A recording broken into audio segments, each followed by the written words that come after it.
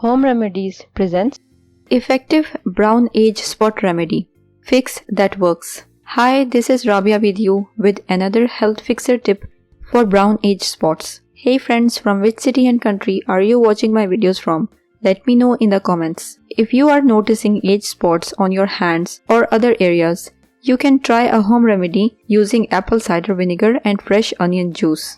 To make the remedy, dice up a couple of onions and use a mortar and pestle to thoroughly crush and pulverize the onions into a juice. Then blend the onion juice with half cup of apple cider vinegar. Apply this mixture to the age spots using a cotton ball. Be sure to store the unused portion in the refrigerator in an airtight container, as the onion juice can spoil quickly when exposed to air. Consistency is key. Continue applying the mixture daily for at least a month to see results. The acidic properties of the apple cider vinegar and onion juice can help fade the appearance of age spots over time. If you liked the video, hit that like button to give it more value and share it on your social networks to let others benefit from it too. Thanks for watching. Goodbye.